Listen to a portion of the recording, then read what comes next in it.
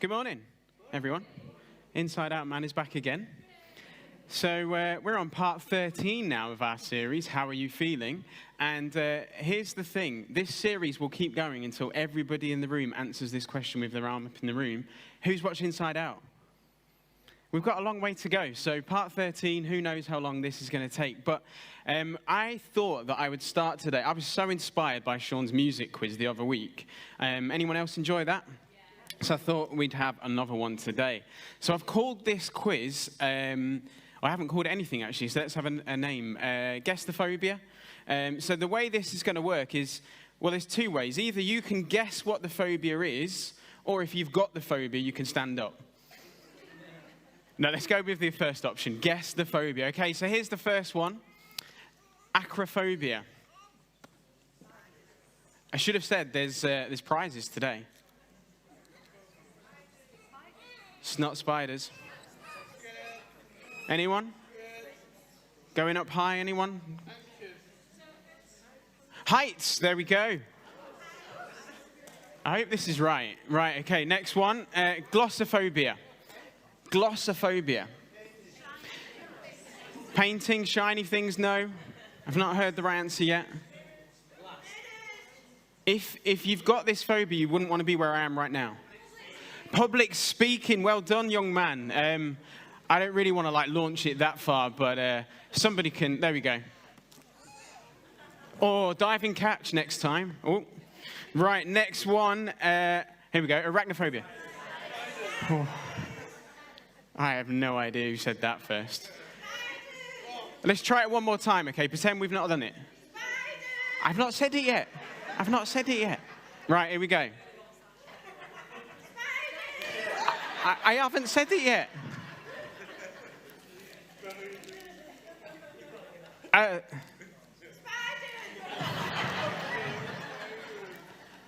Arachnophobia.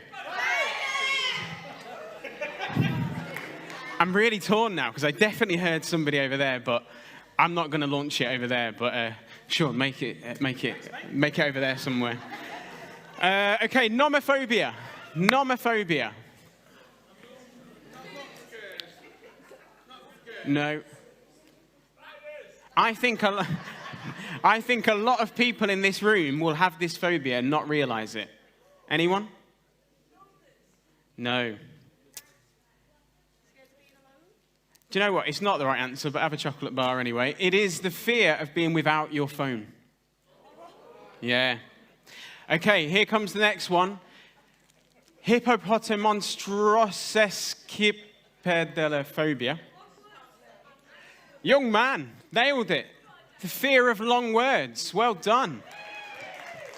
I thought somebody was going to say the fear of hippos, but he knew it. Okay, and then the last one in this week's quiz, Phobophobia. I think I heard it first down here. There you go, young man. Fear of phobias. So that's it for this week's episode of Guess the Fear. And I'm going to invite the band back now. No, we're not.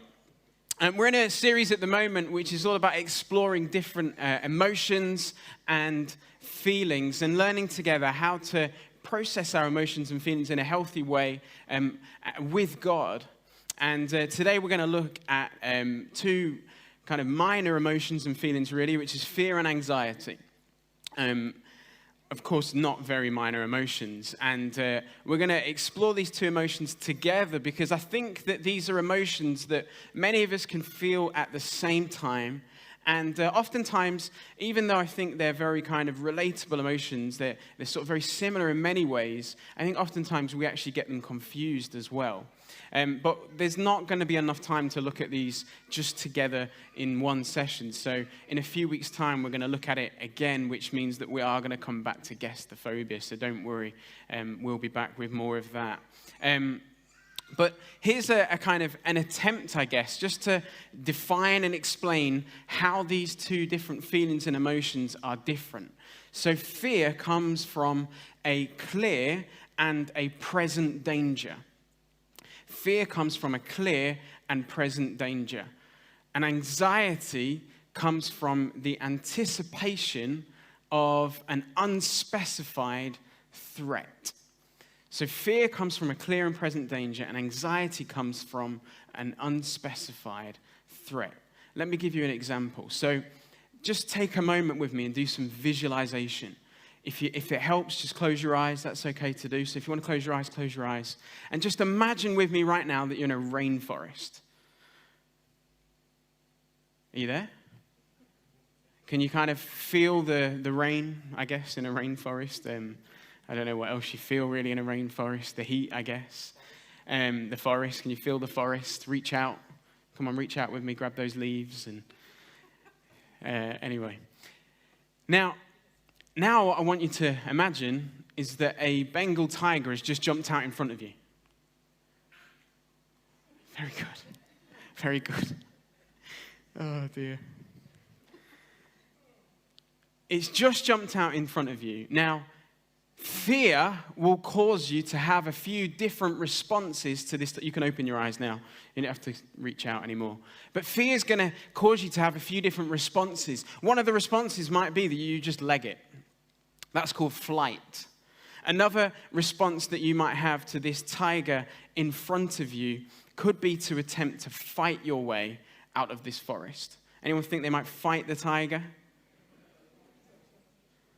You're trying to be brave, I think, but I don't think you would. Anyway, you might freeze in the moment. Anyone think they might just freeze when faced with this tiger?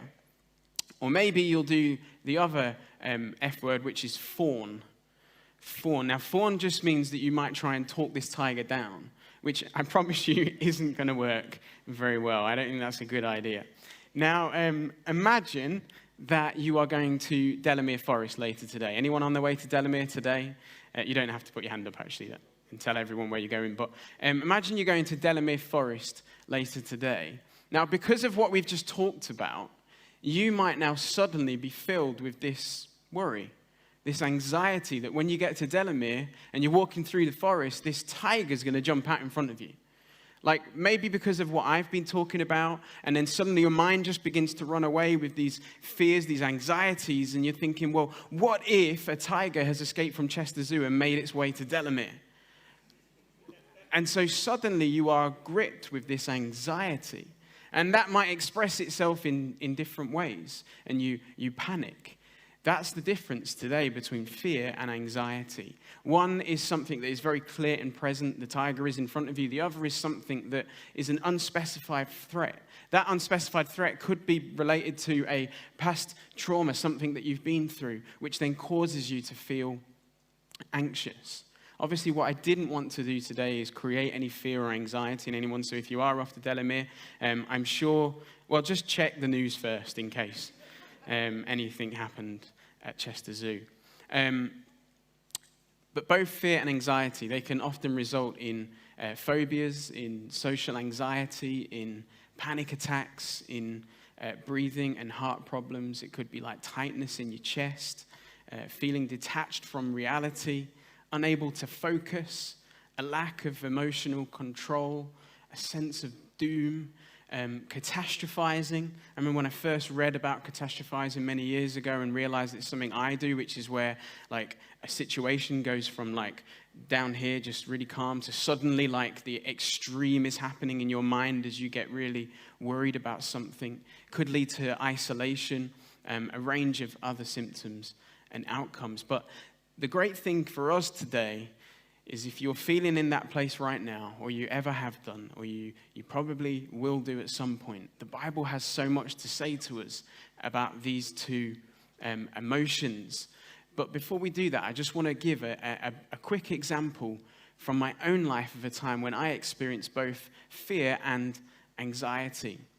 Last September, I was due to have an operation I had not just one hernia, but 3 hernias, like buy one, get 2 free, I guess. And I was due to go in and have an operation to fix these hernias. And this was a time for me where I realized that I was gripped with fear and anxiety. And I was fearful because of this clear and present danger. Like somebody is about to cut open my body and who knows what could happen in this operation.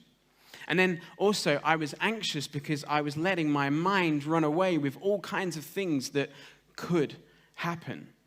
The thing with anxiety is that often what happens is that anxiety grows in us when we fuel it with things that aren't very helpful. And so here's a few things that were fueled in me in the build-up to my operation. I spent time reading up about the operation. Anybody kind of ever allowed themselves to go reading things on the internet, and who knows how quickly you get to weird and wacky things on the internet, right?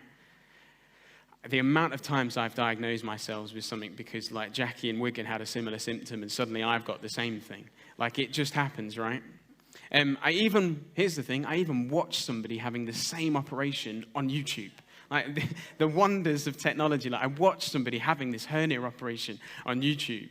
Thankfully, it went well. But I found myself as well in a conversation with two specific people who won't be named, a couple of days before my operation, who felt the need to share horror stories that they had heard about operations. That increased the anxiety in me. I spent the few days before the operation just getting things in order.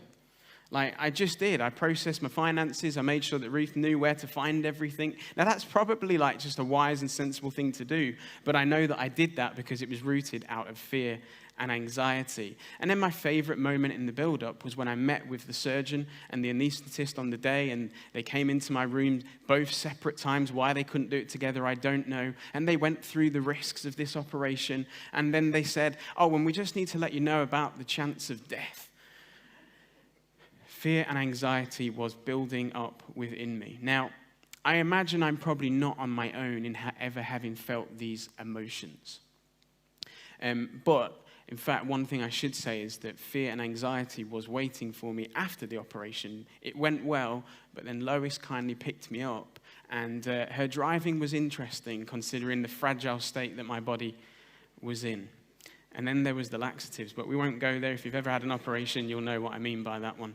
But fear and anxiety, it can cripple us, can't it?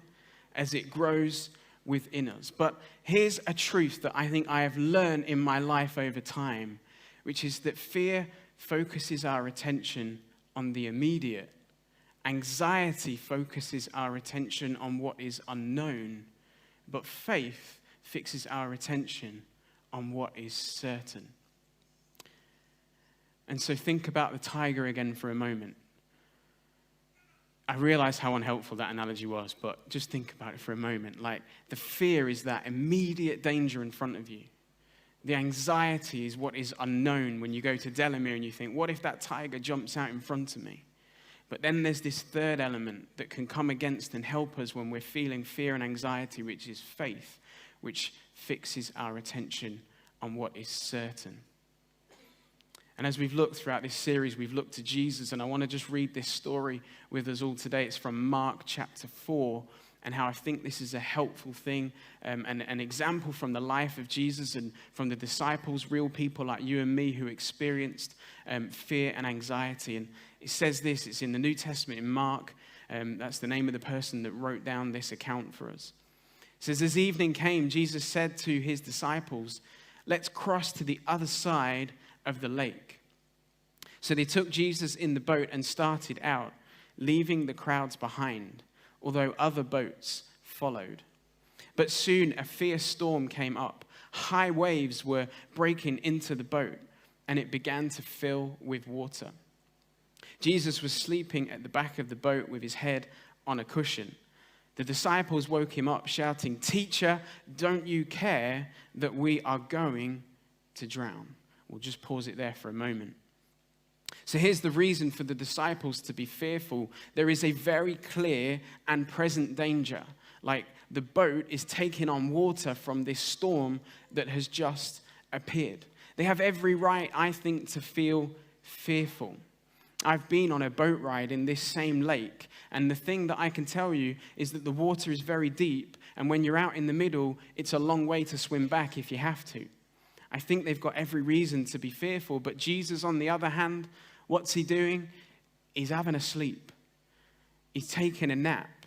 Now, either he hasn't noticed the storm yet, or he doesn't seem to think that it's something to be afraid of.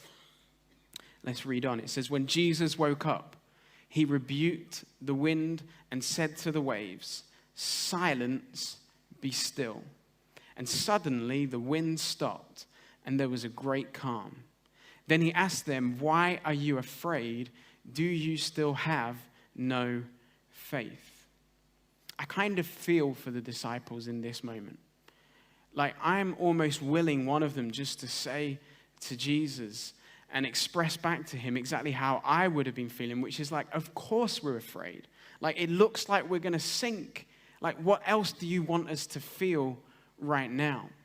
Were they wrong to be afraid? I don't think so.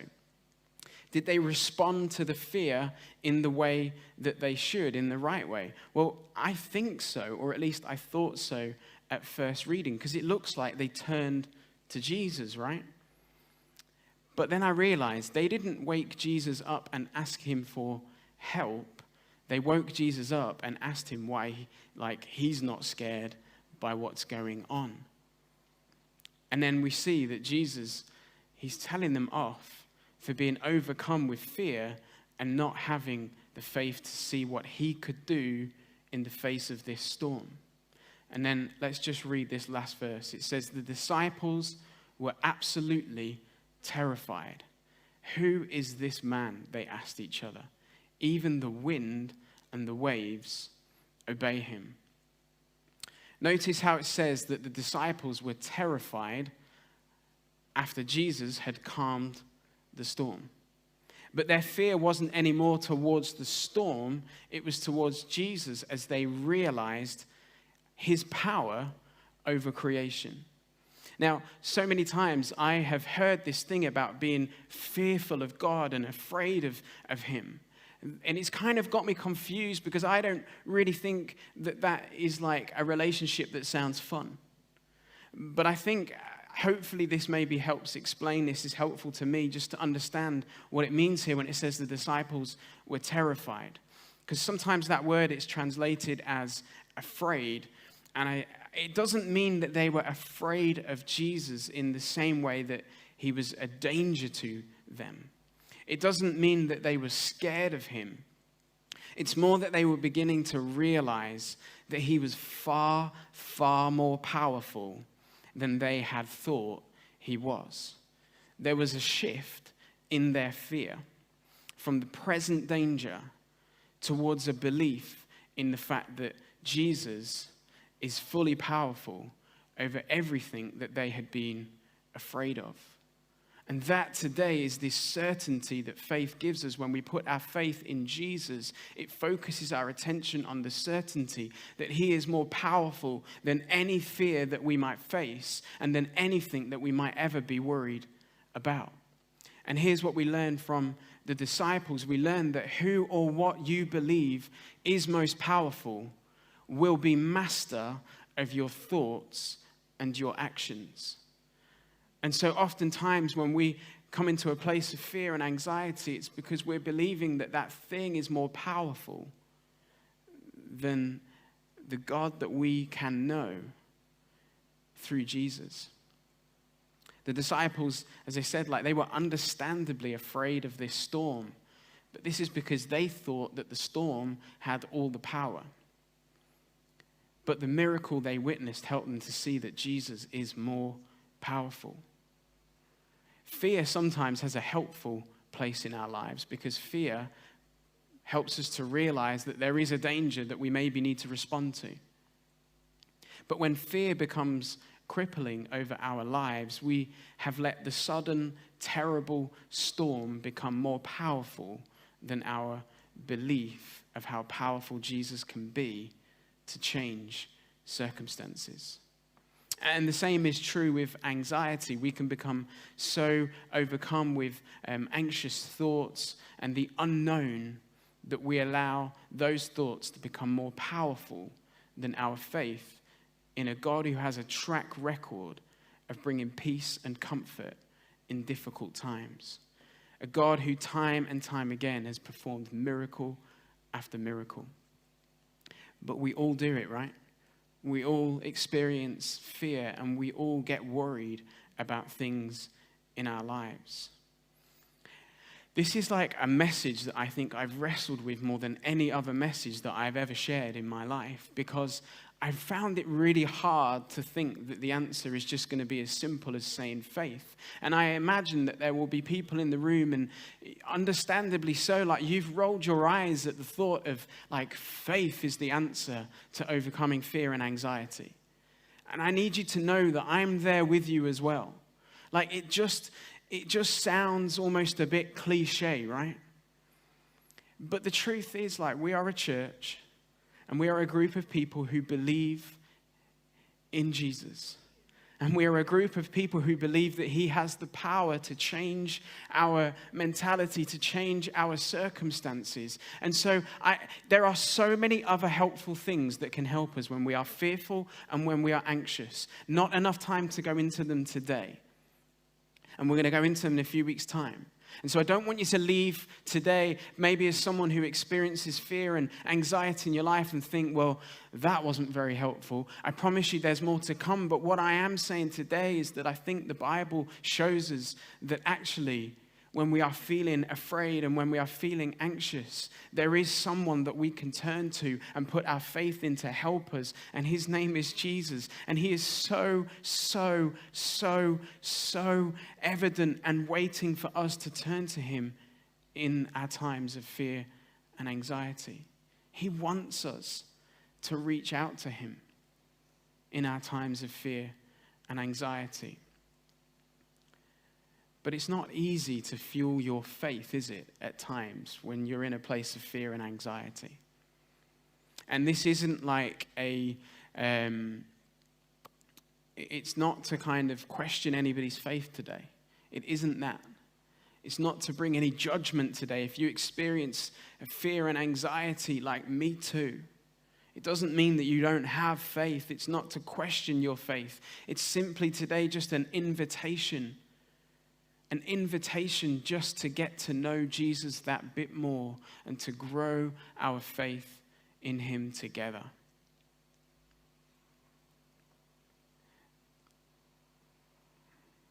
Going back to that hospital room where I waited for my operation, I had a choice. I had a choice to make amidst my place of fear and anxiety. Either I let it overwhelm me, or maybe I just run, like literally ran out of that room and discharged myself. But I've always struggled with which way to put the gown on, so I think that would have been very awkward. Anybody else struggle with which way to put the gown on? Okay, just me. But or I could have done something, which is I could have fueled my faith. And as I said, it's not easy to fuel your faith when you're in the midst of fear and anxiety. It's not easy to shift your focus, but it's not impossible. And so what does that look like, practically speaking? And this is nothing groundbreaking today. And if you've been coming to church for a while, you'll have heard these things before. But how many of us know that when it comes to faith, it's the simple things that actually we need reminding of sometimes? It's those simple rhythms. And here's what I needed to do. I needed to crowd out the fear and to take captive my thoughts. And there's a great verse in the New Testament written by a man called Paul. And he says this. He says, we demolish arguments and every pretension that sets itself up against the knowledge of God. And we take captive every thought to make it obedient to Christ. And the thing with fear and anxiety is that fear and anxiety are rooted in things that are against the knowledge of God. Because the knowledge of God for us today is that we can be certain that he is our rescuer, that he is our healer, that he is with us and that he is for us. Those are the certainties that we need to take captive in our mind and remind ourselves of. And so, very simply, there in that hospital bed, I just listened to some music. I listened to these albums, actually, which are going to be in the blog as a recommendation, and they are called Peace by Bethel. These albums are brilliant for when you're in a place of fear and anxiety because they've been scientifically proven to have been, I don't know, musically done in some way that helps to reduce your fear and anxiety. There's something in the science behind it. Read all up about it. But the great thing is that what that does is it just means that you're allowing yourself to have these words just sung over you that lift your faith and your attention off the immediate and off the unknown and put your faith and your attention on what is certain about who God is. And I just listened to the Dwell app, which, again, I recommend it again. It's a brilliant app. And it's just a way of listening to the Bible. And on the Dwell app, there was this playlist, which is called I Am Feeling Afraid. And so I listened to these verses again, just being spoken into me. And what happened is that faith just began to rise within me. Here's what's key. And I think this has been coming out throughout the whole series. My circumstance didn't change. The hernias didn't just magically seal themselves up. Now, miracles happen.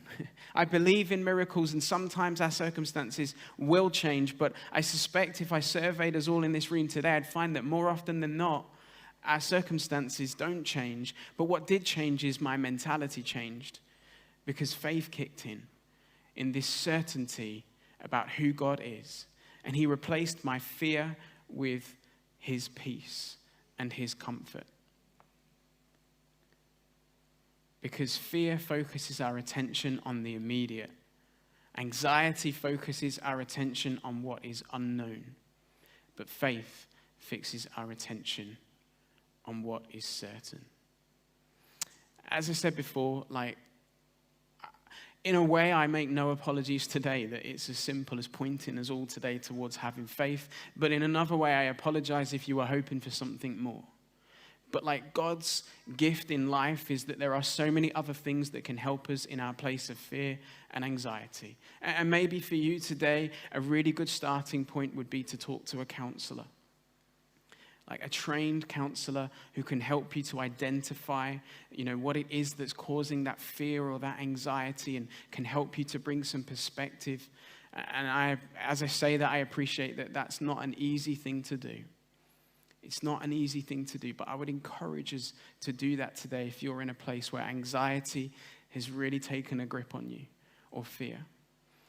And, there are other things like God's gift through medication and through doctors, so many other things that we can do. But just for today, just wanted to point us today to this truth that faith fixes our attention on what is certain.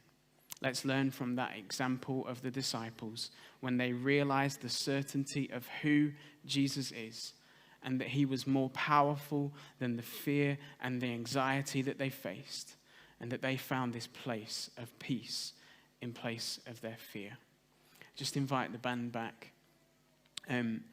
Something very practical is that when the blog goes out in about 20 minutes today, in the blog I've just put seven kind of verses, 7 passages from the Bible that I would encourage you today. If you are struggling in your life right now with fear and with anxiety, I believe that these 7 verses will just help build your faith. I believe that what they'll do is they'll point your focus and attention to who God is and how he wants to help you in our fear and our anxiety. And let me just very briefly as we finish, just speak these things over us. Do you want to just stand? These are some of the truths that are in these verses. That God is our strength and he is our refuge. And he is always ready to help us in our times of trouble. Let that strengthen you today in your soul. That today we don't need to worry about anything. Instead, we can pray about everything. We can bring all of our worries before our God in heaven who hears us. Why? Because he is deeply concerned with our lives, with our feelings, with our emotions, with our anxieties. That God is our fortress protecting us from danger. That what we read is that time and time again, there have been many men and women just like us who have prayed to God, and guess what? He has answered and he has freed people from all their fears. That our God in heaven surrounds us and he defends us. That he is our shelter. He is our place of safety. He is our God, and we can trust in him. He will rescue us from every trap. Why? Because when we experience his love, we're told that his love has no fear, and that his perfect love expels all fear. Amen.